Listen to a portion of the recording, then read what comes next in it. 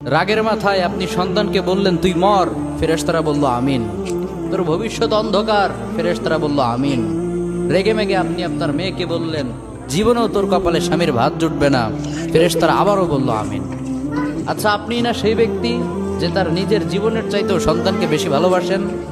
আপনি না সেই ব্যক্তি যে তার সন্তানের জন্য হাসতে হাসতে নিজের জীবনটাও দিয়ে দিতে পারেন? হ্যাঁ, আপনি না সেই ব্যক্তি যে আল্লাহর কাছে নিজের চাইতেও সন্তানের জন্য বেশি দোয়া করে?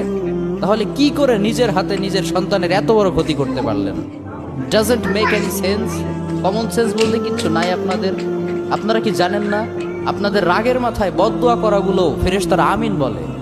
দাওয়াতুল ওয়ালিদ আলা ওয়ালাদি, বাবা মা তার সন্তানের জন্য যেই দোয়া করে সেটা ভালো হোক কিংবা বদদোয়া হোক, আল্লাহ সেটাই কবুল করে নেয়। এজন্য খবরদার, নেভার কার্স ইউর চিলড্রেন। রাগের মাথায় কখনো সন্তানকে অভিশাপ করবেন না। খুব বেশি রাগ উঠে গেলে তার জন্য উল্টা